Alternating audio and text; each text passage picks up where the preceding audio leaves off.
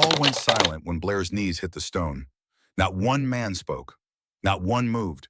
150 operatives stood watching, hands at their sides, eyes forward. Even the guards flanking her refused to meet her gaze. She tasted blood, copper, and salt. Her back burned where the baton had struck 3 times precise and deliberate. The fabric of her shirt clung to torn skin. Kieran Ironwolf stood above her, still holding the composite rod. His expression was calm, almost gentle, like a father correcting a child who'd forgotten her manners. "Finally," he said, voice carrying across the great hall. "I knew you would submit." Blair kept her head down, let her shoulders curve inward, made herself small. "Yes, Director," she whispered. The words tasted worse than the blood. Kieran smiled, handed the baton to a guard, turned to the 12 men seated in the semicircle behind him. The Council of Guardians. Gray-haired, stone-faced, watching with the patience of men who'd seen this before. "The merger between Ironwolf Brotherhood and Castellan Security is accepted," Kieran announced. "Integration will begin immediately." Applause, scattered at first, then building. 150 pairs of hands clapping in unison. Blair's vision blurred. She blinked hard, forced the tears back. Not here, not in front of them. But even as her knees pressed against cold stone, even as pain radiated through her spine, something else was happening. Something Kieran couldn't see. Blair Castellan was making a promise. She would destroy him, piece by piece, starting today. The moment her knees touched the floor, the war had begun. 6 months earlier, the conversation that would change everything lasted exactly 4 minutes. Blair sat in her mother's office on the 19th floor of the Castellan Security Building in Arlington, Virginia. Rain streaked the windows. November gray pressing against glass. Victoria Castellan looked older than she had a year ago, lines deeper around her mouth, hair more silver than brown now. Her husband's death had done that, carved away something essential. "Ironwolf is offering merger terms," Victoria said, sliding a folder across the desk. Blair didn't open it. "We're not for sale. We're not being sold. We're being acquired. There's a difference. Not from where I'm sitting." Victoria leaned back in her chair. The leather creaked. "Your father built this company with integrity. I'm trying to keep it alive. Those aren't always the same thing." Blair finally opened the folder, scanned the first page. Her jaw tightened. "These terms are humiliating. We become a subsidiary. Our name disappears. Our people report to Ironwolf leadership." "Our people keep their jobs," Victoria said quietly. "We keep the lights on. We survive." "At what cost?" Victoria didn't answer immediately. She looked out the window instead. Watching rain fall on the Potomac somewhere in the distance. "Marcus died in Dubai doing what he believed was right," she said finally. "Protecting a client who didn't deserve protection. Following principles that got him killed." She turned back to Blair. "I won't let his company die because I'm too proud to compromise." Blair felt something cold settle in her chest. "Dad wouldn't want this. Your father isn't here to want anything." The words hung between them, brutal and true. Victoria softened slightly. "Kieran Ironwolf is meeting me in Las Vegas next week. Security Industry Conference. Come with me, hear him out, then decide." Blair closed the folder. "You've already decided." "I've decided to listen. I'm asking you to do the same."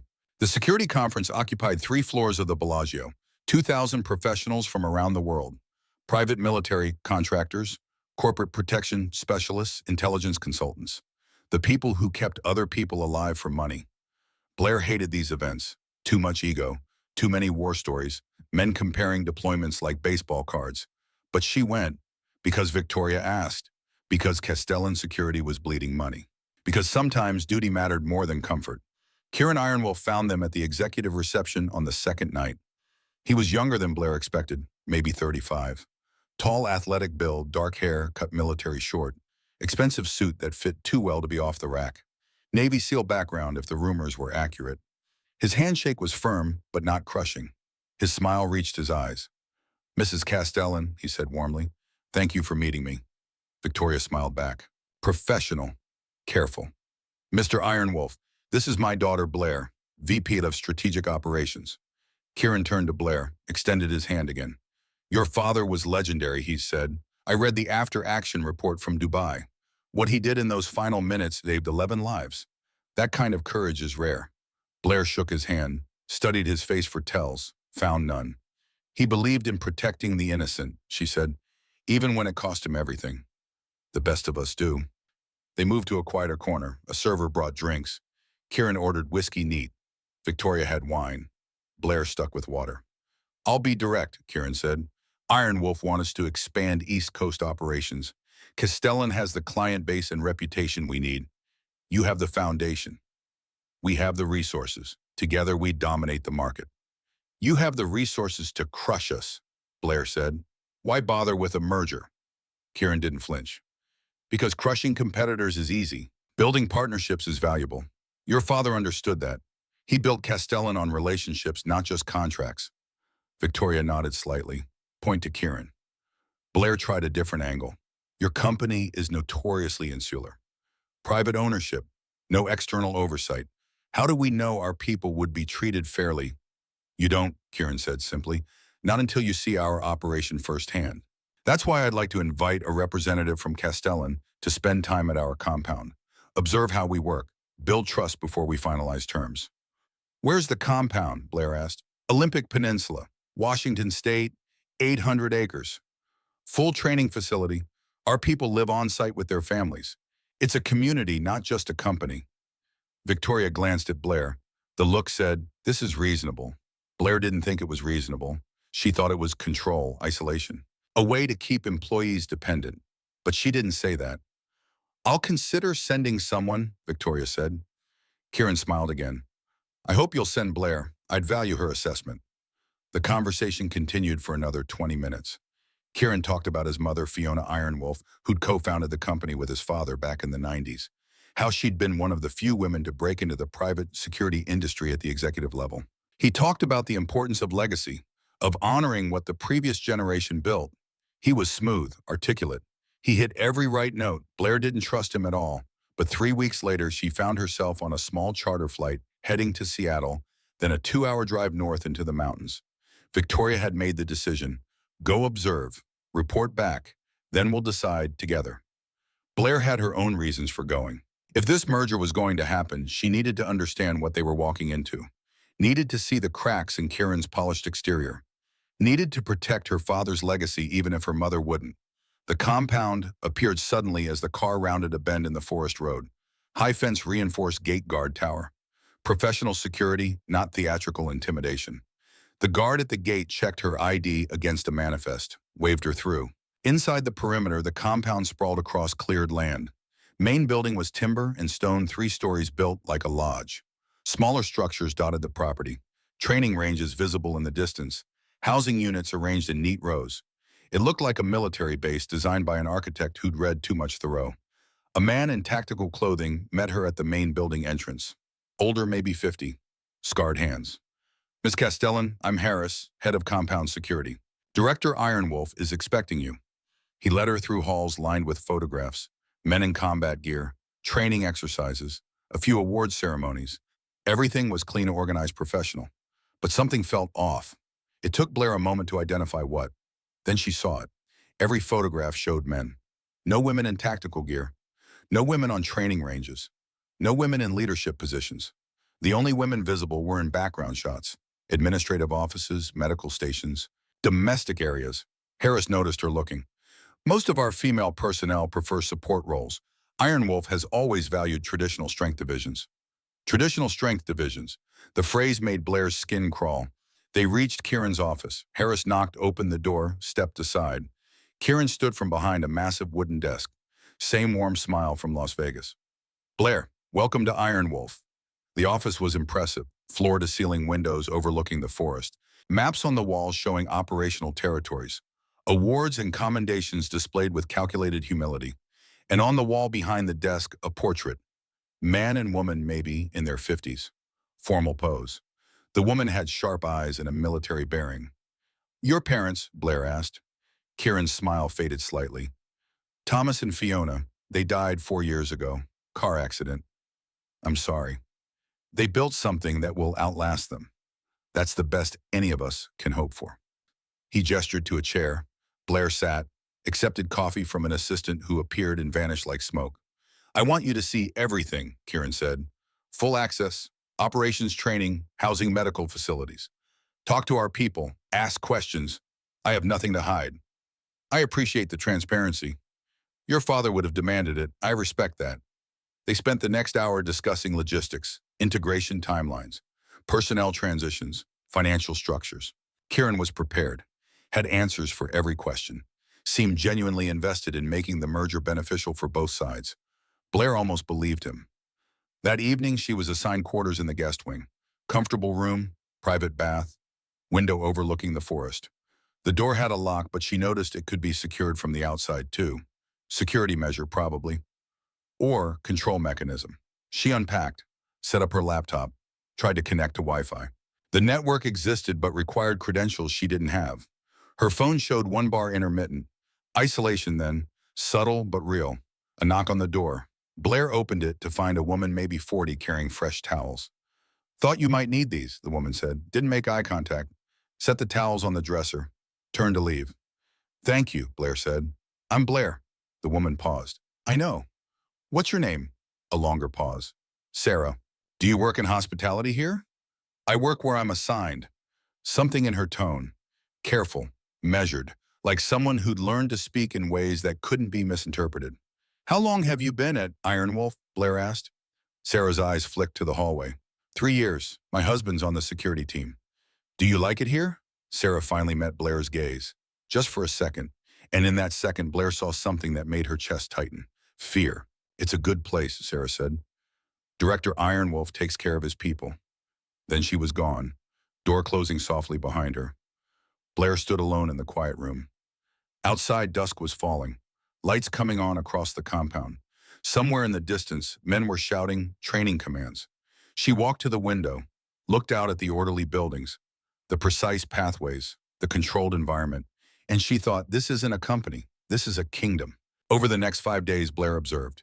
She watched training exercises. Impressive, professional, men moving with the efficiency of elite operators. She toured the medical facility, well-equipped, modern. The doctor was a woman, maybe late 40s, competent but distant. She ate in the communal dining hall. Good food, clean facility, families present, children playing. Everything looked normal. But the women never spoke unless spoken to, never made eye contact, moved through spaces like ghosts, trying not to disturb the air.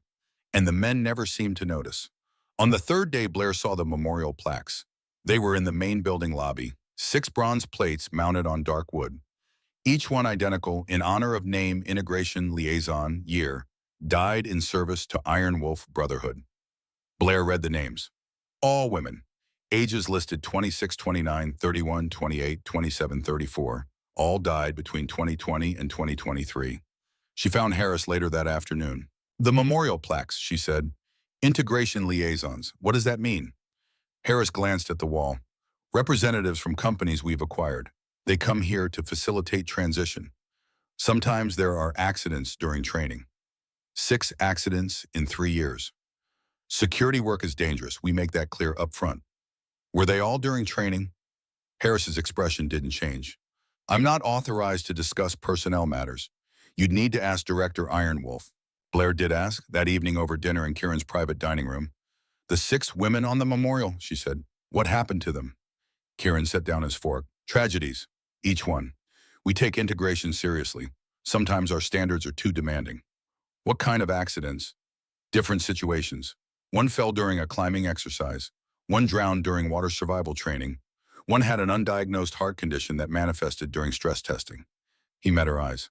"We conduct thorough investigations, implement new safety protocols, but risk is inherent in this work."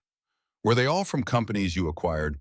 "Yes, we invite representatives to experience our training firsthand, to understand what we demand from our people. Most succeed. Some," he gestured to the wall, "don't." Blair kept her expression neutral. "Their families were compensated generously, and we maintain the memorials to honor their commitment." The answer was perfect. Compassionate, reasonable, and Blair did not believe a word of it. 6 women, all from acquired companies, all dead within weeks or months of arriving. That wasn't accident, that was pattern. She needed proof. But proof required access to records she didn't have, required time she might not get. That night, alone in her quarters, Blair drafted an encrypted email to her mother, detailed her observations. The memorial plaques, the absence of women in leadership, the controlled environment. She wrote, "Something is wrong here. The merger needs to be reconsidered." She hit send. The email bounced. Network authentication failure. She tried her phone. Text message. Same result. No signal. Blair stood at the window, looked out at the compound lights. At the fence she could barely see in the darkness. At the guard tower silhouetted against the stars. And she understood. She wasn't an observer. She was isolated, communication controlled, movement monitored. She was already a prisoner. She just didn't know it yet. The summons came on the 6th morning. A guard knocked on her door before dawn. Director Ironwolf requests your presence. Great Hall. 1 hour. Blair dressed carefully. Professional clothes, boots with grip, hair pulled back. She wasn't sure what was coming, but instinct said prepare. The Great Hall was in the compound's central building. She'd passed it but never entered. The guard led her through heavy wooden doors into a space that took her breath away. Vaulted ceiling, exposed beams, stone floor that looked centuries old but probably wasn't. Banners hanging from the walls bearing the Iron Wolf crest, a wolf's head, stylized fierce. And men, everywhere. 150, maybe more. Standing in formation, silent. At the far end of the hall, 12 chairs arranged in a semicircle. The Council of Guardians. All occupied, all eyes forward. In the center elevated slightly Kieran Ironwolf. He wasn't wearing a suit. He wore tactical clothing. Black, fitted, a sidearm holstered at his hip. Blair's pulse quickened. This wasn't a meeting. This was theater. Ms. Castellan, Kieran's voice carried across the space. Please approach. Blair walked forward. Her boots echoed on stone. Every eye followed her. She stopped 10 feet from Kieran, met his gaze, kept her spine straight. I received a concerning report, Kieran said. You attempted to send unauthorized communication from compound systems, information about our operations, our security protocols. I was updating my mother on the integration assessment, as agreed. The assessment period has concluded. Your report will be delivered through proper channels. I wasn't aware there were improper channels. Kieran smiled, not warmly. You were told upon arrival that external communications required authorization. You attempted to circumvent that protocol. Blair's mind raced. She hadn't been told that, but arguing now would accomplish nothing. I apologize if I misunderstood, she said carefully. Apologies are insufficient. Kieran stood, descended 2 steps toward her. Iron Wolf Brotherhood operates on a code. Loyalty, hierarchy, submission to collective good. Blair's stomach tightened. I'm not a member of Iron Wolf. You're here as a representative of a company seeking merger. That makes you subject to our protocols, our traditions. What traditions? Kieran gestured to the men assembled. In Iron Wolf, when a smaller entity joins the Brotherhood, its representative must demonstrate acceptance, must acknowledge our authority, publicly. How? By kneeling. The word landed like a physical blow. Blair stared at him. You're joking. I'm explaining our tradition. Every merger, every acquisition for 30 years. The representative of the smaller company kneels before the council, signs the integration documents from that position. It's symbolic. It's necessary. It's degrading. It's submission, acknowledgement that Iron Wolf leads, that our way prevails. Kieran's voice hardened. Your father understood hierarchy, military structure. He would have respected this. My father would never kneel to intimidation. Then perhaps Castellan security isn't compatible with Iron Wolf values. Blair's jaw clenched. You're threatening to cancel the merger because I won't participate in a humiliation ritual. I'm offering you a choice. Demonstrate commitment to integration, or return to your mother and explain why you destroyed her company's last chance at survival. The men around the hall stood perfectly still, watching, waiting. Blair's thoughts raced. If she refused and left, Victoria would be furious. Castellan would collapse within months.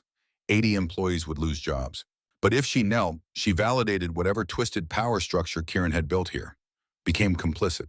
I need to speak with my mother, she said. Communication privileges are suspended pending your decision. That's illegal detention. That's compound policy during security reviews. You attempted unauthorized data transmission. Standard protocol applies. Blair looked at the council. 12 old men. None showed any reaction. This wasn't shocking to them. This was normal. She looked at the assembled operatives. 150 faces. Stone, silent. No allies here. Kieran watched her process it. The documents are ready. The council is assembled. All that's required is your compliance. Kneel, sign, and integration proceeds. Refuse and you'll be escorted off the compound. Your choice. Blair's hands curled into fists. Every instinct screamed refusal, screamed to fight, to expose this, to burn it all down. But she had no phone, no allies, no evidence beyond her own observations. And Kieran controlled everything within these fences. If she left now, she'd have nothing. Kieran would spin it as her inability to meet Iron Wolf standards. Victoria would blame her for the merger failure, and whatever was happening to women here would continue. But if she stayed, if she knelt, if she played the role of submission, maybe she could find proof, find the truth about those 6 names on the wall. Maybe she could end this from the inside. Blair took a slow breath, looked at Kieran, at the man who thought he'd already won. I'll kneel, she said quietly, but not because of your tradition, because I want to see what you're hiding. Kieran's smile widened. Motivations don't matter, only actions. He gestured. 2 guards stepped forward, positioned themselves on either side of Blair. On your knees, Kieran said. Blair's legs felt like lead, but she lowered herself, slowly. One knee, then the other. Stone cold through fabric. The hall was absolutely silent. Kieran descended the remaining steps, stood directly in front of her, looked down. Gooden, he said. Now you're beginning to understand. Blair kept her eyes on the floor, fists clenched, breathing controlled. She heard movement. A guard placed documents on the stone in front of her. A pen. Go on, Kieran said. Blair reached for the pen. Her hand trembled. Not from fear, from rage. She signed. Her name in ink, binding Castellan to Iron Wolf, completing her mother's betrayal, sealing her own fate. The moment felt like drowning. Then Kieran spoke again. Actually, before we finalize, there's one more tradition. One I believe you'll find educational. Blair looked up. Something in his voice had changed, darker, eager. He turned to the guard on his right, extended his hand. The guard placed something in his palm, a baton, composite material, black. Designed for compliance strikes. Blair's pulse spiked. What are you doing? Teaching, Kieran said softly. This is the Red Sting Pack. Submission for females is mandatory, and lessons must be clear. Before Blair could move, hands grabbed her shoulders. The guards, holding her in place. Kieran stepped behind her. This, he said to the assembled men, is what defiance earns. The first strike hit between her shoulder blades. Pain exploded, white, searing. The impact drove the air from her lungs. Blair gasped, couldn't stop it. The sound echoed in the silent hall. That was for the unauthorized communication, Kieran said calmly. The second strike landed lower. Same precision, same calculated force.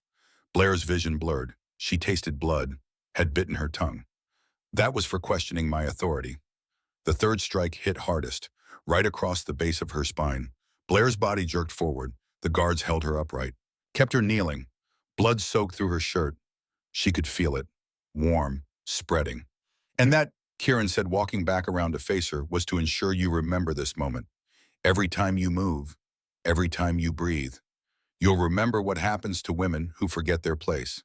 He handed the baton back to the guard, wiped his hands on a cloth, looked down at Blair with something almost like pity. Do you understand now? Blair's throat was raw, her back screamed, but she forced the words out. Yes, Director. Good, Kieran addressed the hall. Let this be remembered. Castellan security is now part of Iron Wolf Brotherhood. Integration will proceed. Dismissed. The men filed out, orderly, silent, like they'd witnessed a training exercise, not an assault. The council remained seated, watching, judging. Blair stayed on her knees, blood pooling beneath her, head bowed. She heard Kieran's footsteps receding, heard the heavy doors close. Then hands on her arms, gentle this time, female voices. Can you stand? Blair tried. Her legs wouldn't cooperate. 2 women supported her, lifted her carefully. The movement sent fresh agony through her spine. We'll take you to medical, one woman whispered. Try not to speak. The hall has microphones. They half carried Blair through corridors, past the memorial plaques, those 6 bronze names watching her stumble past. And Blair understood. This was how it had started for them too. The kneeling, the beating, the submission. 6 women who'd come here representing their companies. 6 women who'd refused whatever Kieran demanded next. 6 women who'd died by rather than comply. Blair was number 7, but she wasn't going to die. She was going to destroy him. The war had begun the moment her knees touched stone, but it wouldn't end the way Kieran expected. because Blair Castellan hadn't just knelt. She'd taken position. And from her knees, she could see everything Kieran thought was hidden. The medical clinic smelled like antiseptic and old fear. Two women worked on Blair's back in silence, cleaning wounds, applying bandages. Their hands shook. Blair didn't speak, didn't ask questions, just cataloged everything. The medical officer was older, late 40s. Name tag said Dara Sinclair. Her movements were precise, professional, but her eyes were haunted. The younger woman was Asian, maybe mid-20s. Beautiful. Too quiet. She avoided looking at Blair's face. When they finished, Dara finally spoke.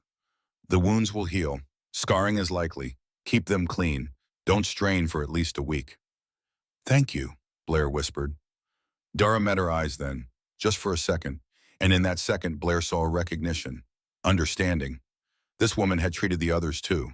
The 6 names on the memorial, had cleaned their wounds, had watched them leave her clinic, had counted the days until they died. Rest, Dara said quietly. You'll need your strength. Then they were alone, Blair in a recovery room, door unlocked but guards outside. She lay on her side, back burning, mind racing. Kieran had shown his hand too early. He'd assumed the beating would break her, would make her compliant. But he didn't understand something fundamental about Blair Castellan. Her father had raised her on stories about men who abused power, who used fear as control, who believed violence proved strength.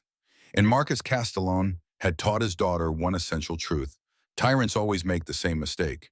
They think kneeling means surrender. They never suspect it means you're about to cut them off at the knees.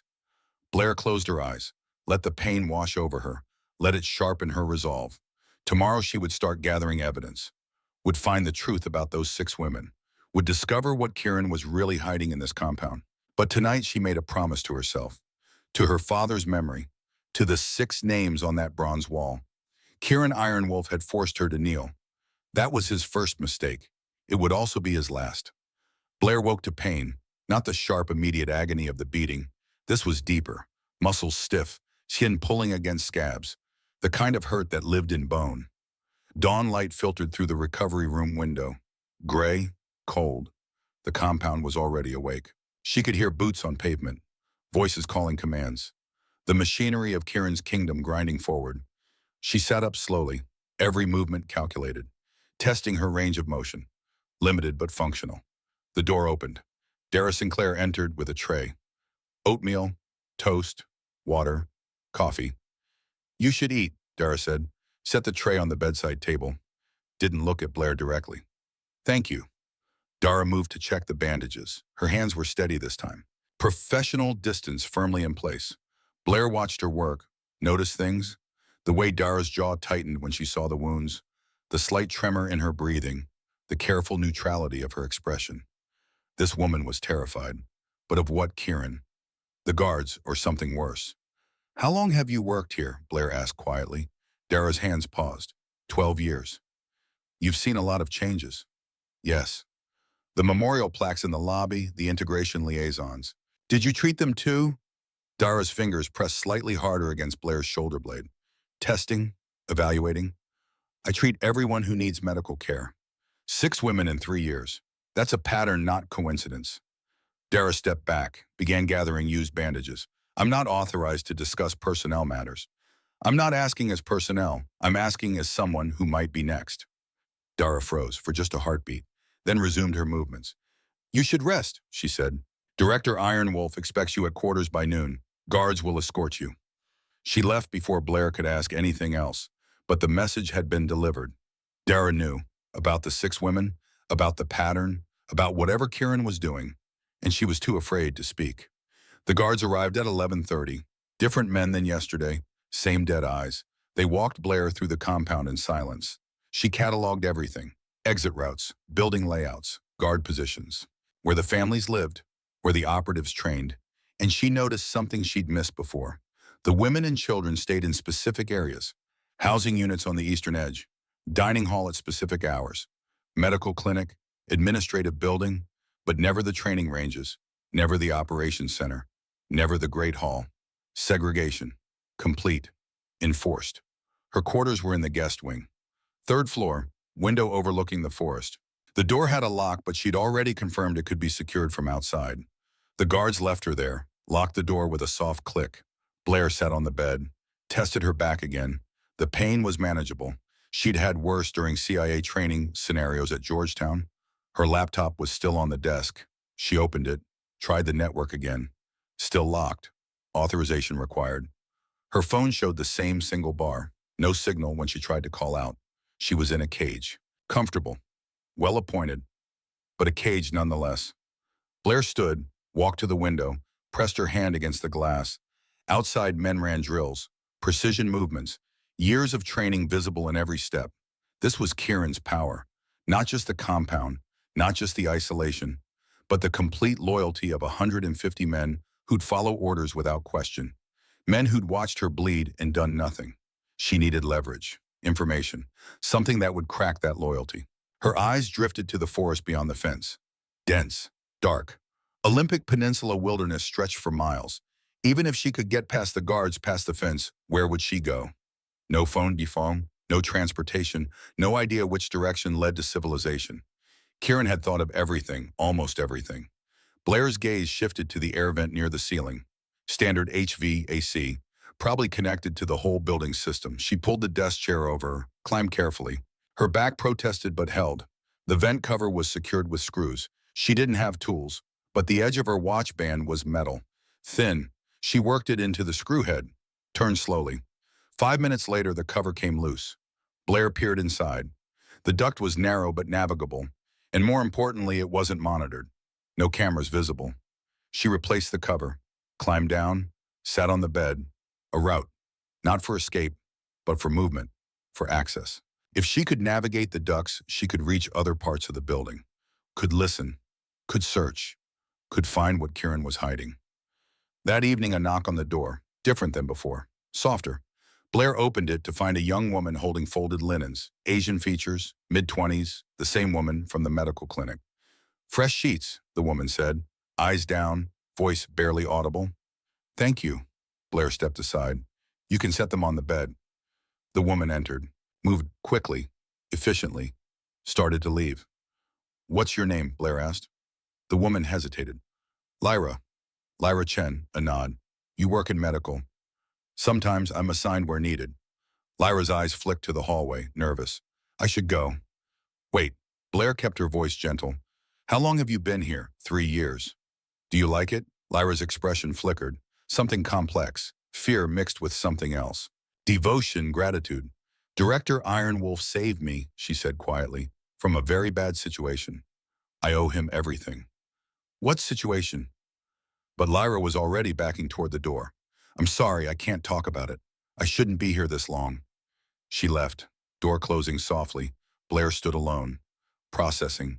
Lyra Chen, 3 years, saved by Kieran from something terrible.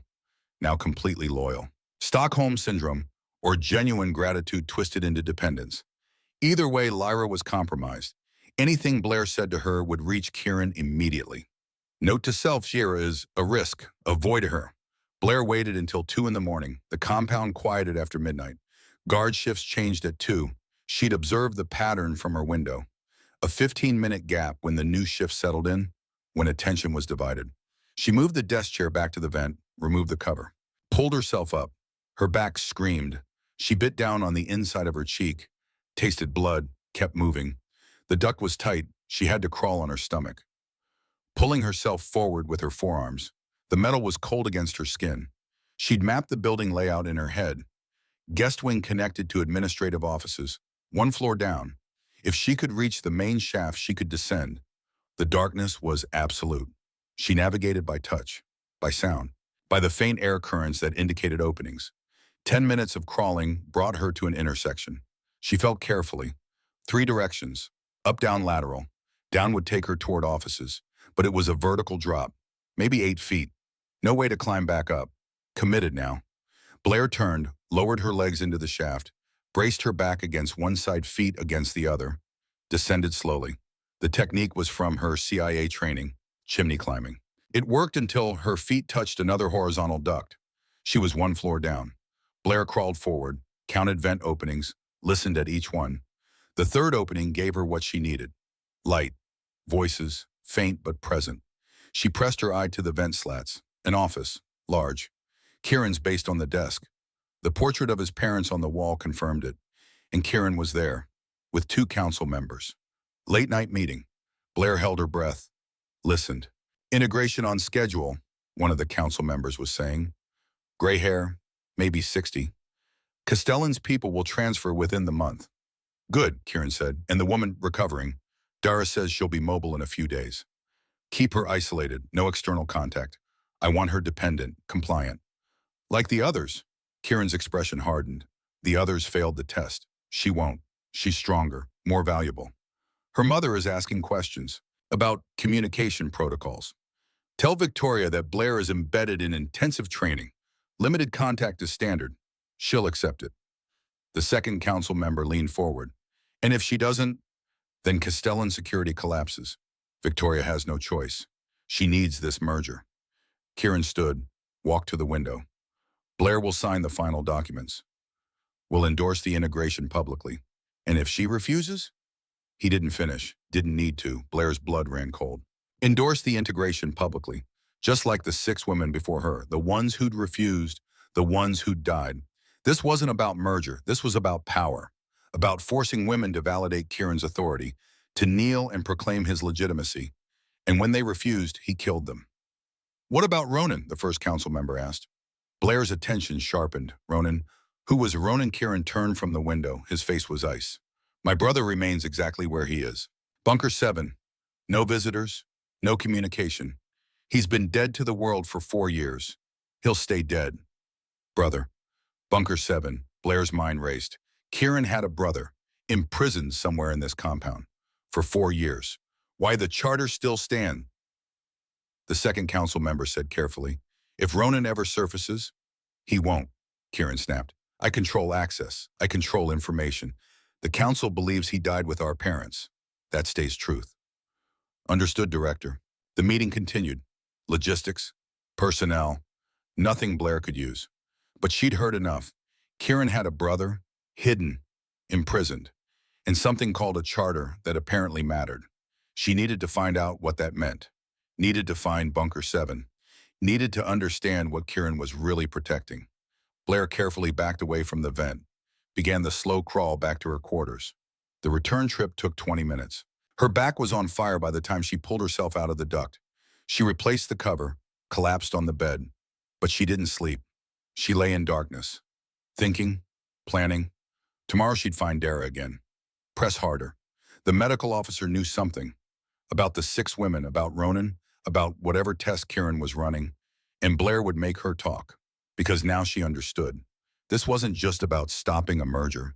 This was about exposing a conspiracy, about finding a hidden prisoner, about preventing her own murder. The 6 women on the memorial wall had failed. Blair Castellan wouldn't. Morning came too fast. Blair forced herself through basic exercises, testing her body. Push-ups hurt, sit-ups were agony, but she could move, could function. Good enough. Breakfast arrived via Lyra again. The young woman set the tray down without speaking, started to leave. Lyra, Blair said, can I ask you something? Lyra paused, reluctant. The women on the memorial, the integration liaisons, did you know any of them? Lyra's face went pale. I'm not supposed to talk about them. I'm not asking you to break rules. I just want to know if you remember them. A long pause, then barely audible. I knew the last one, briefly. What was she like, strong like you? Lyra's voice cracked slightly. She asked questions too. What happened to her? I don't know. She was here for 2 weeks. Then she went on a training exercise. There was an accident. She didn't come back. Blair leaned forward carefully. Do you believe it was an accident? Lyra's eyes widened. Fear, real and immediate. I have to go. She left, almost running. Blair cursed silently, pushed too hard. Lyra would definitely report that conversation. But it confirmed what Blair suspected. The accidents weren't accidents. They were executions, staged after the women refused whatever Kieran demanded. She had maybe a week before Kieran made his demand, before he asked her to endorse him publicly, to validate his authority before the council. And when she refused because she would refuse, he'd arrange her accident too, unless she found leverage first. Blair dressed, walked to the door, tried the handle, locked from outside. She knocked, waited. A guard opened it, same dead expression. I need to see the medical officer, Blair said. My bandages need changing. The guard studied her, calculating, then nodded. I'll escort you. The medical clinic was quiet. Early morning, Dara was alone in her office, reviewing charts. She looked up when Blair entered. No surprise, like she'd been expecting this. Your bandages aren't due for change until tomorrow, Dara said. I know. Blair closed the door. The guard remained outside. I need to talk to you privately. This room isn't private. Nothing here is. Then speak carefully. Blair sat across from Dara's desk. Last night I heard Kieran mention someone named Ronan, his brother, imprisoned in Bunker 7. Dara's expression didn't change, but her hands stopped moving on the keyboard. I don't know what you're talking about. Yes, you do. You've been here 12 years. You knew his parents. You know what happened. Dara met Blair's eyes. If I did know something, why would I tell you you'll be dead in a week, just like the others? The bluntness was shocking, but also honest. Blair leaned forward. Then help me survive. Tell me what Kieran wants, what the test is, why those 6 women died. They died because they refused to lie. Lie about what? Dara stood, walked to the door, checked the hallway, came back, sat down. When she spoke, her voice was barely above a whisper. Kieran isn't Thomas Ironwolf's biological son. He's adopted. Thomas and Fiona couldn't have children early in their marriage. They adopted Kieran in 1989. Blair's breath caught. But the portrait is a lie, like everything else here. Dara's hands shook slightly. Years later, Thomas and Fiona had a biological son, Ronan, born 1987, raised separately, closed adoption. They reunited with him in 2019. Why keep it secret? Because the Iron Wolf Charter specifies bloodline succession. Director title passes to biological heirs. Thomas and Fiona were going to announce Ronan as successor, retire Kieran with a generous package. What happened? Dara's eyes filled with tears she wouldn't let fall. February 2020, Thomas and Fiona died in a car accident. Brake line cut. I saw the evidence before Kieran controlled the investigation. He killed them and imprisoned Ronan, took the director title, rewrote the story, told everyone Ronan died with his parents. Only a few people know the truth. Blair's mind raced. The 6 women. What do they have to do with this? Kieran believes if he can get a peer, a daughter of another security company founder, to publicly endorse his leadership, the council will forget about the charter, will accept him as legitimate despite not being bloodline. So he forces them to kneel, to submit, then demands public endorsement. And when they refuse, he kills them, makes it look like training accidents. Their families receive settlements. Questions go away.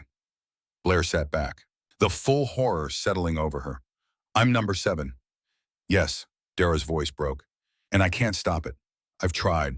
God, I've tried, but Kieran controls everything. The guards, the council, the investigations. He's untouchable. Where exactly is Bunker 7? Beneath the shooting range, 3 levels down. Only Kieran has access. Can you get me in? Dara laughed, bitter, broken. With what I'm a medical officer, I have no authority, no weapons, no allies. You have me. You're one woman with a torn-up back and no resources. Against 150 trained operators. You can't win. Blair met her eyes. The 6 before me thought that too. That's why they're dead. I'm not making the same mistake. What are you going to do? Find Ronan, get his testimony, expose Kieran before the council. They'll kill you both. Maybe. Blair stood, tested her back, still painful but functional. Or maybe it's time someone fought back. Those 6 women died because they stood alone. I won't. Dara stared at her, something shifting behind her eyes. Hope or just desperate recognition. Fiona left something, she said quietly. Before she died, evidence. I hid it. What kind of evidence? Everything. Video testimony, documents, proof of Kieran's crimes. She knew he was planning something. She prepared. Blair's pulse quickened. Where is it? Somewhere safe. Somewhere Kieran would never look. Tell me. Dara hesitated. 4 years of silence. 4 years of fear. 4 years of watching women die. Then she made her choice. There's a vent in the guest quarters. 3rd floor. Your room. Behind it, there's a hidden compartment. Fiona had it installed. She left a USB drive. Everything you need is on it. Blair's blood went cold. The vent in my room. Yes, the vent she'd used last night to navigate the building. The vent that could have held evidence this entire time. Why didn't you tell me before? Because I didn't know if you'd fight. The others gave up, tried to run or hide. None of them fought back. Dara's voice strengthened. But you climbed into air ducts at 2 in the morning. You asked the right questions. You're not giving up. No, Blair said. I'm not. Dara stood, walked to a locked cabinet, pulled out a key card, handed it to Blair. This is maintenance access. It'll get you into restricted areas, including the passages to Bunker 7. But you'll only have one chance. Kieran's security review happens every 12 hours, 3 a.m. and 3 p.m. Between those times, the bunker area is minimally guarded. Blair took the card. Why are you helping me now?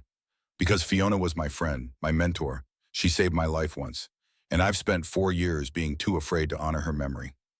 Dara's jaw set. No more. Find Ronan, expose Kieran, burn this whole place down. Blair nodded. Understood. This wasn't just about survival anymore. This was about justice. For 6 dead women, for a hidden brother, for a murdered mentor, for everyone Kieran Ironwolf had crushed under his need for power. Blair walked to the door, paused. Thank you, she said. Don't thank me yet, Dara replied. Just survive. That'll be thanks enough. Blair returned to her quarters. The guard locked her in. She waited until he left, then pulled the chair to the vent. This time when she removed the cover, she felt carefully inside, and her fingers touched metal. Small, rectangular, a USB drive. Blair pulled it out, held it in her palm, this tiny thing. 4 years hidden, waiting for someone brave enough to use it. She had a laptop. No internet, but that didn't matter. The drive would work locally. Blair plugged it in. Files appeared, dozens of them, encrypted. But the encryption was old, simple. A password prompt appeared. Blair thought, what would Fiona use? Something meaningful, something only the right person would guess. She tried Ironwolf. No. Thomas? No. Ronan? No. Then she remembered. The memorial plaques. 6 names. 6 women who'd died. Blair tried the first name, then the second, then the third. On the 6th try, the files unlocked, and everything Kieran had hidden came flooding out.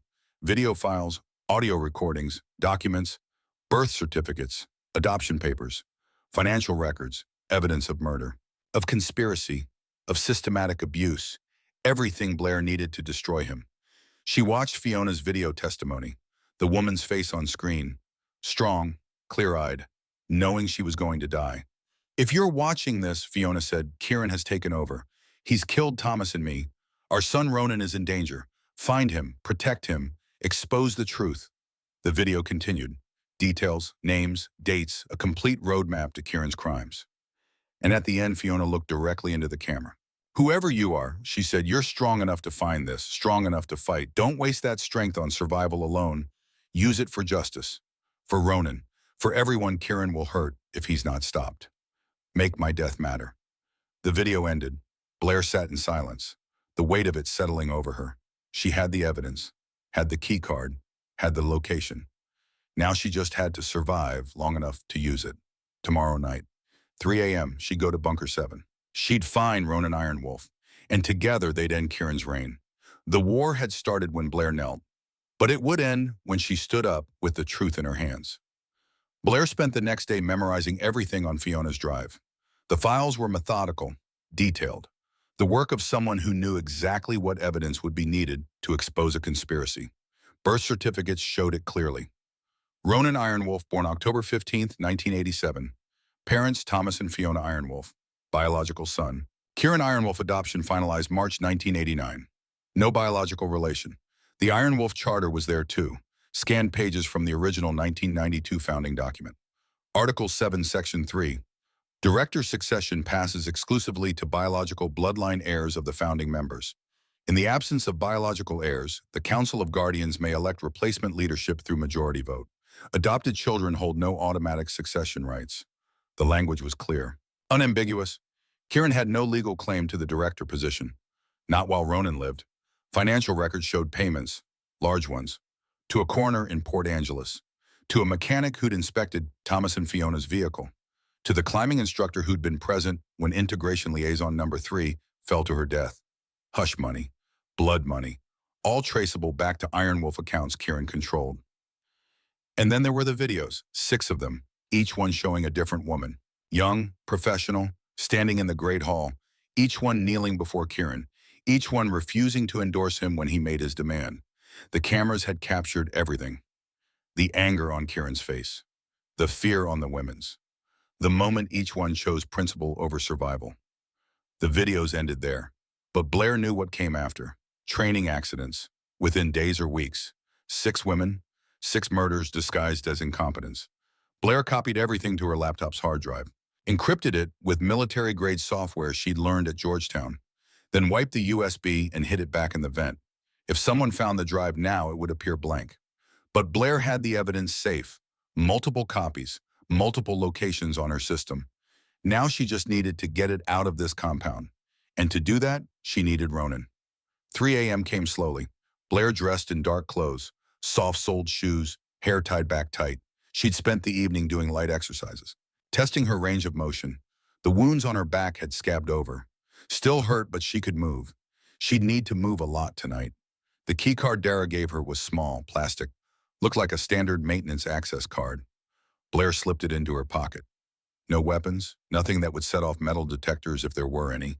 Just her body, her mind, and 4 years of CIA training she'd never finished. It would have to be enough. Blair stood at her door, listened. The compound was quiet. Guard shift had changed at 2. The new rotation would still be settling in. Checking sectors, running initial patrols, a 15-minute window, maybe 20 if she was lucky.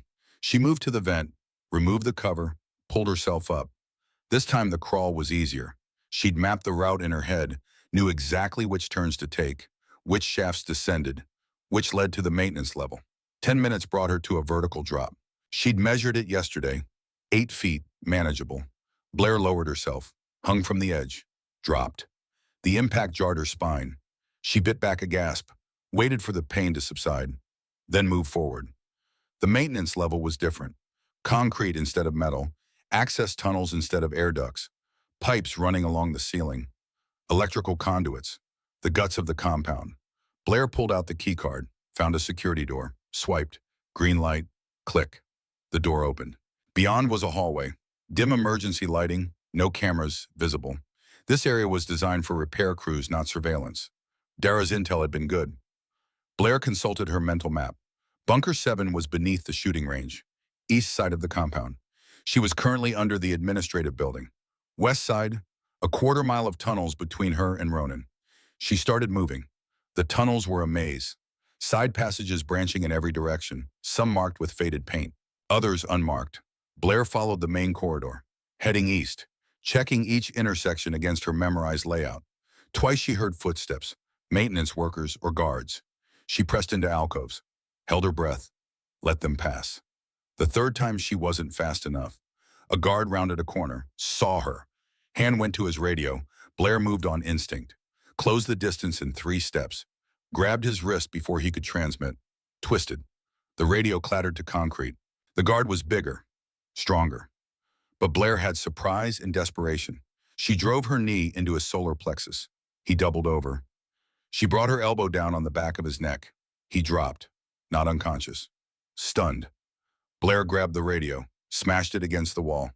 Useless now. She looked at the guard. He was gasping, starting to recover. She couldn't leave him. He'd report, raise the alarm. Blair pulled zip ties from his belt, his own restraints, secured his wrists behind his back, then his ankles, used his own bandana as a gag, dragged him into a side room. Some kind of electrical closet. Shut the door. He'd be found eventually. But not immediately. Her heart was pounding. The encounter had cost her 3 minutes, maybe more. The window was closing. Blair ran. The shooting range entrance was locked. Heavy steel door, card reader. Blair swiped Dara's keycard, prayed, green light. The door opened into darkness. Blair felt along the wall, found a light switch, flipped it. Fluorescent lights flickered on, revealed a long corridor, gun racks on one wall, ammunition storage on the other, everything secured, professional. At the far end, another door, marked authorized personnel only. Blair approached. This lock was different. Biometric scanner beside the card reader. Her stomach sank. Fingerprint or retinal scan. Dara's card wouldn't bypass that. But as she got closer, she saw the scanner was damaged. Cracked screen, wires exposed, like someone had smashed it and never bothered to repair. Or like someone wanted a backup access method. Blair swiped the card anyway. Green light. The lock disengaged. Thank God for lazy security protocols. Beyond the door stairs descended. Concrete. Metal railing. Going down into darkness deeper than the maintenance tunnels. Blair started down. 1 level. 2. 3. The air grew colder, damper. This wasn't just a basement. This was a bunker. Real Cold War-era construction, built to survive nuclear attack. The stairs ended at another door. This one was open. Light spilled from beyond. Blair approached carefully, listened. No sounds, no voices, just the hum of ventilation. She peered around the doorframe. A room, maybe 20 by 20 feet. Concrete walls, single overhead bulb. A cot against one wall, bucket in the corner, table with a food tray, and a man. He sat on the cot, back against the wall, thin, bearded, but his eyes were alert, sharp. He looked up when Blair appeared. For a moment, neither spoke. Then the man stood slowly, carefully, like someone who'd learned sudden movements attracted punishment. "You're not one of them," he said. His voice was rough from disuse but steady. "No," Blair said. "I'm not. Are you Ronan Ironwolf?" The man's eyes narrowed. "Who's asking?" "My name is Blair Castellan. Your mother left me evidence. She told me you were here." Ronan's face changed. Pain, hope, disbelief. "My mother is dead." "I know, 4 years ago. I'm sorry." "Then how did she leave you anything?" "She recorded it before she died. She knew Kieran was going to kill her. She prepared." Blair stepped fully into the room. "She left a USB drive with everything. Proof of Kieran's crimes. Proof you're the biological heir. Proof of the charter." Ronan sat back down, like his legs wouldn't hold him anymore. 4 years, he whispered. "I've been down here 4 years, wondering if anyone would ever know, if anyone would ever come. Your mother believed someone would. She left the evidence where the right person would find it. And you're the right person, Sherman. I'm the person who found it. Whether I'm right remains to be seen." Ronan laughed, short, bitter. "Fair enough." He looked up at her. "Why are you here, really?" "Because Kieran forced me to kneel. Beat me in front of 150 men, and I don't kneel to tyrants." Something flickered in Ronan's eyes, respect, understanding. "He did the same to 6 others. Before you." "I know, I saw the videos, the memorial plaques. Did they fight back?" "They refused him, chose principle over survival, and died for it." "Yes." Ronan stood again, walked to Blair, studied her face. "You're different from them.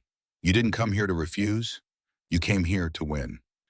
"I came here to expose him, to restore the rightful leadership, to make sure those 6 women didn't die for nothing." "Noble goals. How do you plan to accomplish them?" "By getting you out of here, by getting the evidence to the council, by forcing them to acknowledge the charter." Ronan shook his head. "The council is loyal to Kieran. They won't listen." "They'll listen if we give them no choice, if we make the evidence public, if we—" Footsteps on the stairs. Heavy. Multiple people. Blair's blood went cold. Ronan grabbed her arm. "Hide, now." "Where?" He pointed to a gap behind the cot. Narrow, just wide enough for a person. Blair squeezed into it, pressed against the cold concrete. Ronan pushed the cot back, not perfectly concealing her, but better than nothing. The footsteps reached the bottom. Stopped. Kieran's voice filled the room. "Hello, brother." Blair held her breath. Through the gap between cot and wall, she could see part of the room. Kieran entered. 2 guards flanking him, all armed. Ronan stood in the center of the room, head high, defiant despite 4 years of imprisonment. "You're up late," Ronan said. "Routine inspection, making sure you're still breathing." "Still breathing, still here, still waiting for you to slip." Kieran smiled. "I don't slip. You should know that by now." He walked around the room, casual, confident. The guards stayed by the door. Blair's heart hammered. If Kieran looked behind the cot, she was finished. "I had an interesting conversation today," Kieran said, "with our medical officer, Dr. Sinclair." Ronan's expression didn't change, but Blair felt her stomach drop. "Dara, what had happened to Dara?" "She's been with us a long time," Kieran continued. 12 years, loyal, competent. I trusted her." Past tense. "Oh, God." "So imagine my surprise," Kieran said, "when I discovered she'd been accessing restricted files, historical records, personnel files, things she had no business viewing." He stopped, turned to face Ronan. She was looking into the 6 integration liaisons, the ones who died, pulling their medical records, comparing injury patterns. Ronan said nothing. I asked her why, Kieran said. She said she was conducting a safety review, making sure current protocols prevented similar accidents. Silence. I didn't believe her, so I checked her movements over the past week, reviewed security footage, and I discovered she'd had several conversations with our newest guest, Blair Castellan. Blair's pulse roared in her ears. Long conversations, Kieran continued, private conversations, in the medical clinic, where she thought there was no surveillance. He smiled, but there's always surveillance. Kieran walked closer to Ronan, so I asked Dr. Sinclair directly, what did you tell Blair Castellan? Ronan's jaw clenched. She claimed they only discussed Blair's injuries. Recovery protocols, nothing more. Kieran's voice dropped. I asked her 3 times. She maintained the same story. Very consistent, very rehearsed. He pulled something from his pocket. Small, rectangular, a key card. Then I found this in Dr. Sinclair's office. Maintenance access, the same level that provides entry to this bunker. Blair felt ice in her veins. She gave Blair access, Ronan said quietly. Yes, which means Dr. Sinclair has been plotting against me. Helping an outsider infiltrate restricted areas, potentially planning to expose you, to challenge my authority. What did you do to her? Kieran's expression went cold. What I do to anyone who betrays the Brotherhood. She's been dealt with. Ronan lunged, fast, desperate. The guards moved faster. Grabbed him, slammed him against the wall. Kieran didn't flinch, just watched his brother struggle. 4 years, Kieran said softly. 4 years you've been down here. And in all that time, you never gave up hope. Never stopped believing someone would come for you. He leaned closer. Well, someone did come, and I caught her, just like I caught the others. Just like I'll always catch them. Where is she? Ronan demanded. Where's Blair? Gone, disappeared from her quarters sometime after midnight. Security is searching the compound now.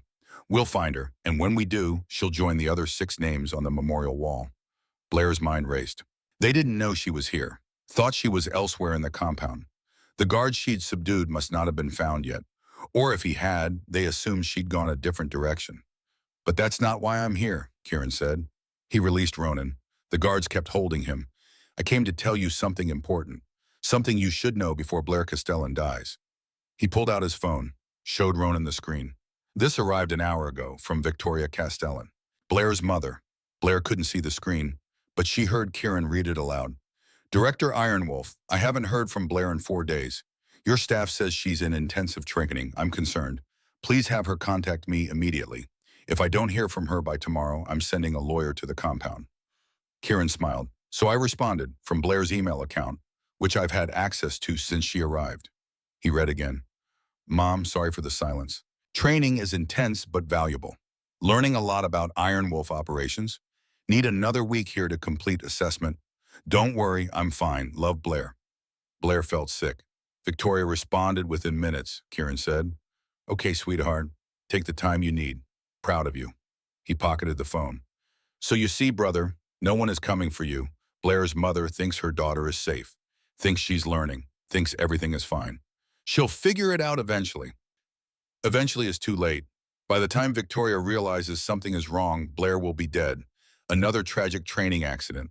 Victoria will receive a generous settlement. Will grieve, will accept the merger, and life will continue.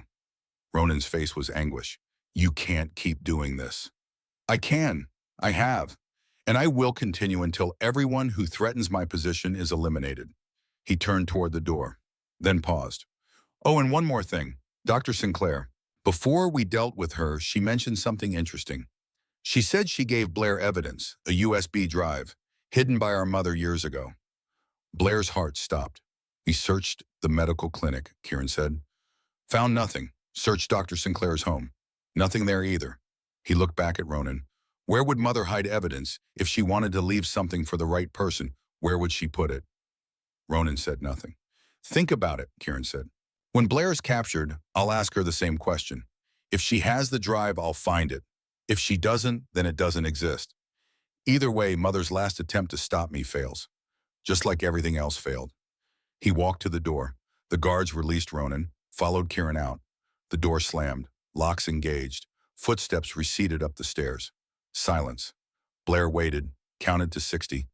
then emerged from behind the cot. Ronan turned to her. His face was devastated. Dara, he whispered. I know. He killed her because she helped you. Blair's throat was tight. I'm sorry, I didn't mean... It's not your fault. Ronan's voice was hard. It's his. Everything is his fault. He sat on the cot, put his head in his hands. Dara was my mother's best friend. She stayed here for 4 years, waiting, watching, keeping me alive by pretending she didn't know I existed. Blair sat beside him. She wanted me to finish what your mother started, to expose Kieran, to free you. And now she's dead, like everyone who tries to help. No, Tim, Blair stood. Now she's a reason, another name on the list of people Kieran has murdered. Another piece of evidence when we bring him down. Ronan looked up. We can't bring him down. You heard him. He controls everything. Communication, security, the council. Even if we had evidence, who would we show it to? The council has to follow the charter. You said so yourself. The charter only matters if the council chooses to enforce it. Kieran has spent 4 years making sure they won't. Blair paced, thinking, planning. Kieran believed she was hiding somewhere in the compound. Believed she had the USB or knew where it was. He'd search everywhere. Eventually, inevitably, he'd check her quarters. And when he did, he'd find her laptop, with all the evidence copied to it, unless she got there first. I need to get back to my room, Blair said. Get my laptop. The evidence is on it. You'll be caught. Security is searching. Then I'll have to move fast. This is suicide. Blair turned to face him. Maybe, but what's the alternative? Stay here, wait for Kieran to find me. Die like the others. Ronan stood, walked to her, looked into her eyes. You're really going to fight him, aren't you? Yes. Even though you'll probably die. 6 women chose principle over survival. Dara risked everything to help me. Your mother prepared evidence knowing she'd die. Every one of them fought in their own way. I won't let their deaths be meaningless. Ronan was silent for a moment. Then he smiled. Grim, determined. You remind me of my mother. She would have liked you. I wish I'd met her. So do I. Ronan moved to the wall, pressed his hand against what looked like solid concrete. A section pushed inward, revealed a hidden compartment. Inside a phone, old, battered, but functional. Mother smuggled this to me, Ronan said. Before she died. No signal down here. But it has her files, her contacts. Everything we'd need if we ever got out. He handed it to Blair. Get to your room, get your laptop. But don't try to escape the compound. You won't make it. Instead, go to the communications center. 3rd floor of the administrative building. Upload everything to the cloud. Send it to every contact on this phone. Media, FBI, DOJ. Every oversight agency that has jurisdiction over private military contractors. Blair took the phone. They'll cut the connection. They'll try, but if you send to enough addresses simultaneously, some will get through. Even one is enough. Once it's public, Kieran can't cover it up. What about you? I'm not going anywhere, but you need to move. Now, before Kieran realizes where you actually are. Blair nodded, started toward the door, stopped. When this is over, she said. When Kieran is exposed. The council will need a new director. Ronan met her eyes. If we survive that long, we'll worry about succession. Right now, just focus on surviving the next hour. Blair turned to go. Blair, Ronan called. She looked back. My mother chose right, leaving the evidence for you to find. You're exactly who we needed. Blair didn't trust herself to respond, just nodded and left. The climb back up the stairs was harder, faster. Blair's back screamed with every step. But she pushed through. The shooting range was still empty, the maintenance tunnels dark. She ran. Guards passed twice. She hid, waited, moved. The vertical shaft back to the air ducts was the worst. Her arms shook, her back tore, but she pulled herself up, then crawled. Fast, desperate. By the time she reached her quarters and dropped through the ceiling vent, her vision was blurring. But she'd made it. Blair grabbed her laptop, Ronan's phone, shoved them in a backpack she'd kept packed. Then she stood at the door, listened. Voices in the hallway, guards searching, getting closer. Communications center, 3rd floor administrative building. She'd passed it days ago during her tour. But between here and there, 150 operatives searching for her. Blair looked at the laptop bag, at the evidence inside. 6 dead women, a murdered mentor, a hidden brother, 4 years of conspiracy. All of it could end tonight. If she was fast enough, brave enough, Or it could end with her name on a seventh bronze plaque. Either way, the running was over. Blair opened the door, stepped into the hallway, and came face to face with Kieran Ironwolf. Kieran stood 3 feet away, alone, no guards flanking him this time. His expression wasn't angry, it was calm, almost amused. Going somewhere, Blair. Blair's hand tightened on the backpack strap, the laptop inside, Ronan's phone. Everything she needed to destroy him. Everything he would take if she hesitated. I was looking for you, actually, she said, kept her voice steady. I wanted to discuss the integration timeline. Kieran's smile widened. At 4 in the morning, dressed like you're planning to infiltrate something. He stepped closer. Blair held her ground. The guard you subdued was found 20 minutes ago, Kieran said. Maintenance level, zip-tied with his own restraints. Very creative. He tilted his head. Want to know what he told us before passing out from the concussion you gave him? Blair said nothing. He said you were heading east, toward the shooting range. Kieran's eyes glittered. And I thought, why would Blair Castellan risk everything to go to the shooting range at 3 in the morning? He knew, he'd always known. Then I remembered, Kieran continued. There's only one thing east of the shooting range that might interest you. Bunker 7. Blair's pulse hammered, but she kept her face neutral. I don't know what you're talking about. Yes, you do. Kieran pulled out his phone, tapped the screen, turned it toward her. Security footage, grainy but clear. Blair entering the shooting range, descending the stairs. The timestamp read 3:07 a.m. I have cameras everywhere, Kieran said softly. Even places I told Dara weren't monitored, especially those places. He pocketed the phone. You found Ronan, you spoke with him, and now you're here carrying something you think will save you. He gestured to the backpack. Show me. Blair calculated. The hallway was empty, no guards visible. Just Kieran. One man, former SEAL, but she'd trained too, and she was younger, faster. If she could get past him. Don't, Kieran said, reading her body language. You'll lose, and then I'll take what's in that bag anyway. He extended his hand. The backpack. Now. Blair's mind raced. If she gave him the laptop, everything was over. Fiona's evidence, the videos, the charter, all of it gone. But if she fought and lost, same result. She needed time, needed an opening. You killed Dara, Blair said. Kieran's expression didn't change. Dr. Sinclair made her choice, just like you're making yours. What choice, submit or die? Exactly. Kieran's voice hardened. That's always been the choice. For you, for the 6 before you, for anyone who threatens what I've built. You mean what you stole? Theft implies illegitimacy. I earned this position, fought for it, bled for it. His jaw clenched. Thomas and Fiona were going to throw me away like garbage. After everything I did for them, for this company. They were going to retire you with honor. Ronan told me. Honor, Kieran spat the word. They wanted to replace me with their real son, the one they gave away because he was inconvenient. But when he came crawling back, suddenly bloodline mattered. Blair saw it then. Not just ambition, wound, deep, old. You felt betrayed, she said quietly. I was betrayed. Kieran's composure cracked. I served this company for 15 years, made it what it is. And they were going to hand it to someone who'd never worn the Ironwolf name, never earned it. So you killed them. So I survived. Kieran's voice dropped. And I'll keep surviving, no matter how many integration liaisons I have to bury, no matter how many Daras, no matter how many Blairs. He stepped forward, close enough to grab the backpack. Last chance, give it to me or I take it. Blair made her decision. She pulled Ronan's phone from her pocket, held it up. You're right, she said. You win. The evidence is on my laptop. Everything Fiona left. I'll give it to you. She unzipped the backpack, started to pull out the laptop. But first, Blair continued, thumb moving across the phone screen behind the laptop. I want to know one thing. What? Did you ever feel anything when you killed them, the 6 women? Dara, your own parents.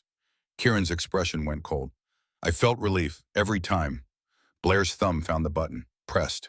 On Ronan's phone, hidden behind the laptop, an app activated. Deadman's switch reversed.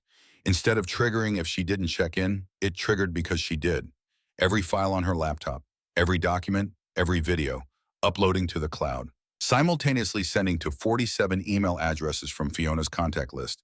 FBI, DOJ, Department of Defense, Washington Post, New York Times, Seattle Times, every oversight agency and media outlet that had ever investigated private military contractors. And one more address, Blair had added herself, Victoria Castellan. The upload would take 90 seconds if the compound's network was fast enough. If Kieran didn't realize what was happening, she needed to keep him talking. Relief, Blair repeated. That's all. That's everything. Kieran reached for the backpack. Blair pulled it back. Tell me about the first one, Integration Liaison Number 1. What was her name? Kieran paused. Why does it matter?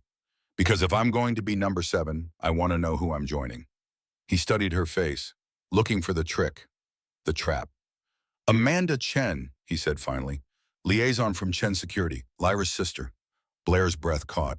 She'd guessed, but hearing confirmation. That's why Lyra's so loyal, Blair said. She doesn't know you killed her sister. She knows Amanda died during training. That's enough. What happened to her? Kieran smiled, remembered. She lasted 3 weeks, longer than most. Strong, principled. Reminded me of you, actually. He tilted his head. She refused to endorse me. Said the charter was clear.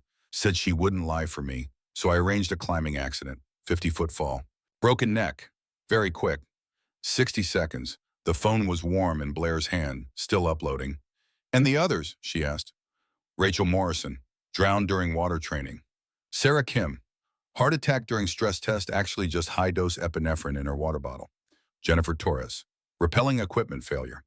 He counted them on his fingers. Lisa Zhang, hypothermia during winter survival course. And Amanda's successor from Chen Security, Diane Wu.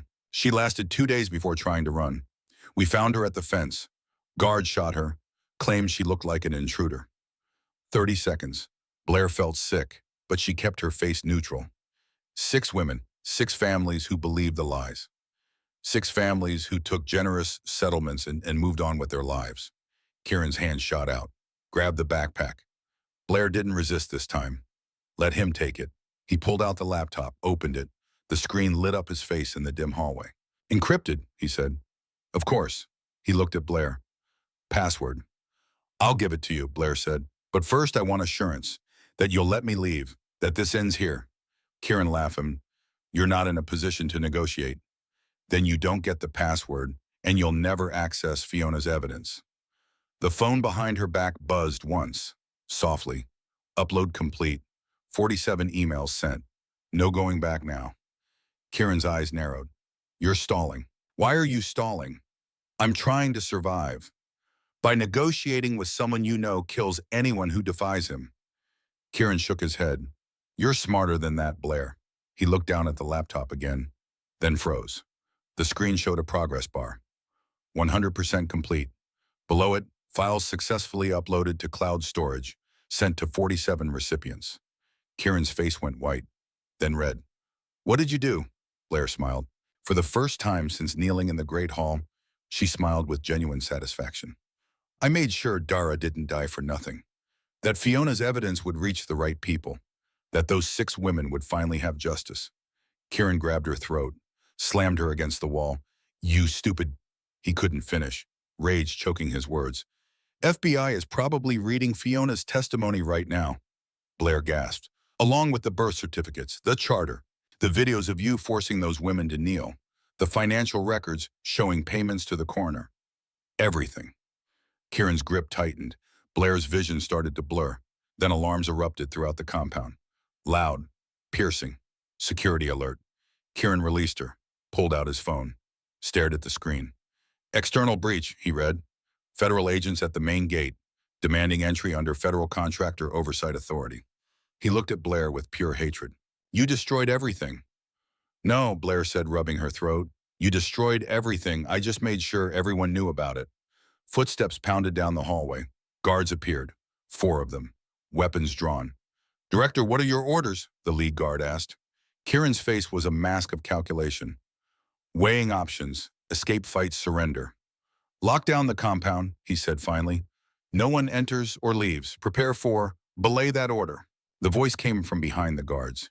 Deep, commanding, unused for years but still strong. The guards turned. Ronan Ironwolf stood at the end of the hallway, thin, bearded, wearing prison clothes 4 years old. But standing tall, eyes burning. The guards stared, frozen. Some of them had served under Thomas and Fiona, had known Ronan before his death. One guard's weapon lowered slightly. Ronan, they said you died. I've been in Bunker 7 for 4 years, Ronan said, imprisoned by the man standing in front of you, the man who murdered our parents, the man who has no legal right to the director position. Kieran recovered fast. He's lying. He's been gone for years, mentally unstable.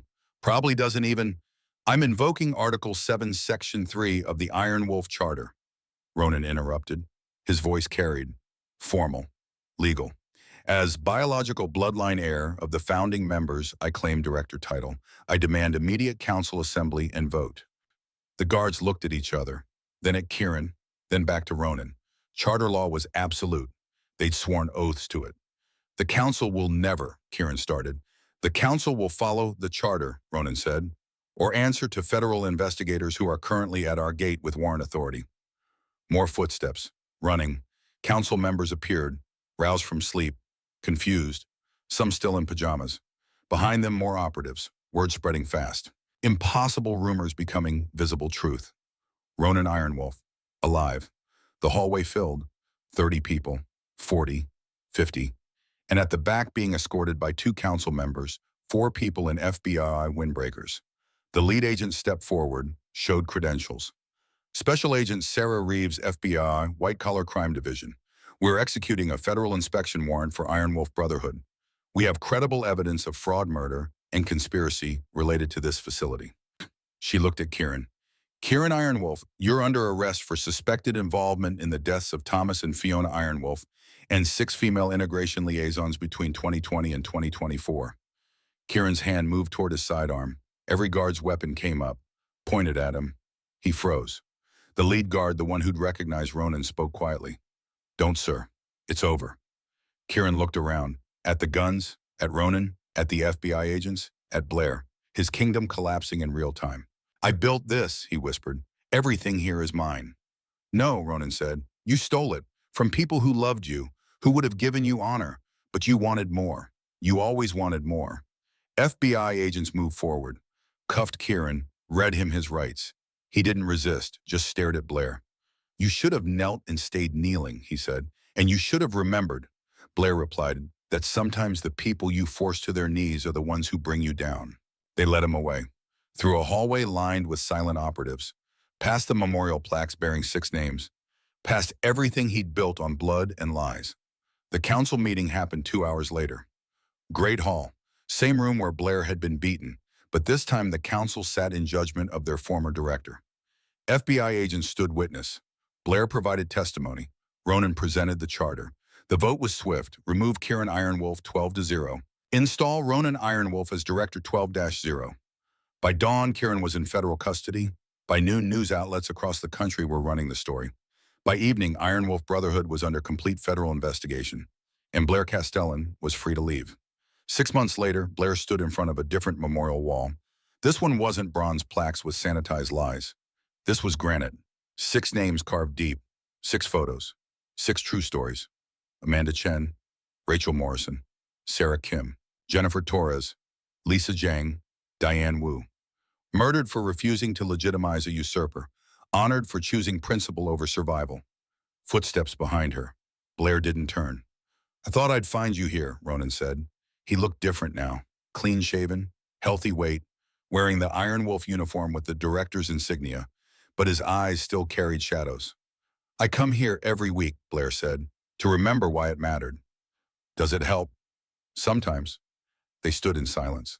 The new memorial was outside the Great Hall, visible, public, undeniable. Kieran's trial starts next month, Ronan said. Prosecution expects conviction on all counts, multiple life sentences. Blair nodded. Good. Your mother resigned from Castellan Security. I heard you were appointed CEO. She didn't have a choice. The board found out she knew about the hush money payments, about the liaisons dying. She knew enough to ask questions, but never did. And the merger, Blair turned to face him. Canceled. Permanently. Castellan Security stays independent. Always. Ronan smiled slightly. My mother would have respected that. Your mother saved my life by leaving that evidence. I wish I could have thanked her. You did, by using it, by finishing what she started. Blair looked back at the memorial, at 6 faces she'd never met but felt she knew. Dara should be here too, she said quietly. She will be. We're adding her name next week. Ceremony with full honors. Blair's throat tightened. She was brave. At the end. She was brave every day for 4 years, waiting for someone like you to arrive. They fell silent again. The reforms are working, Ronan said eventually. Women in operational roles, external oversight board, transparent governance. Iron Wolf is becoming what my parents intended. That's good. It's necessary. Ronan's voice hardened. I won't let Kieran's poison last. Every trace of what he built gets torn out. Every tradition he created gets destroyed. Blair heard the weight in his words, the burden. Are you sleeping, she asked. Some nights. Eating, when I remember. Ronan. I'm fine, Blair. He looked at her. We both are. We survived. We won. That has to be enough. Does it? He didn't answer. Blair checked her watch. I should go. Flight back to Virginia leaves in 3 hours. Will you come back? Maybe, when the trial starts. I'm testifying. Ronan nodded, extended his hand. Blair shook it. Firm, brief, professional. Thank you, Ronan said, for not giving up, for fighting when everyone else died trying. Thank you for trusting me when I found you, for giving me the tools to finish this. They released hands. Blair walked toward the parking lot. Her rental car waited. Beyond that, an airport. Beyond that, a life she was still learning how to live. Behind her, Ronan remained at the memorial, paying respects, carrying weight. 2 survivors, 2 warriors, 2 people who'd looked into darkness and refused to blink. Blair drove through the compound gates, past the guard tower, merged onto the highway heading south. In her rearview mirror, the Iron Wolf compound grew smaller, then disappeared behind trees. She wouldn't forget it. Wouldn't forget the women who died there. Wouldn't forget Dara's sacrifice, or Fiona's foresight, or Ronan's endurance. But she wouldn't let it define her either. Kieran Ironwolf had forced her to kneel, had tried to break her spirit with violence and intimidation. He'd failed, because Blair Castellan had learned something those 6 women before her hadn't lived long enough to discover. Sometimes kneeling isn't surrender. Sometimes it's strategy. Sometimes you bow your head to see the path forward. And sometimes the only way to bring down a tyrant is to let him think he's won right up until the moment you destroy him. Justice wasn't clean. It wasn't complete. Some scars would never heal, but it was on record. Truth was permanent. Kieran was in prison. Ronan was free. The 6 women were honored. And Blair Castellan was driving toward a company she would rebuild with integrity. It was enough. The highway stretched ahead. Virginia waited. Tomorrow waited. Blair accelerated. Left the Olympic Peninsula behind. Left Iron Wolf behind. Started the long drive home.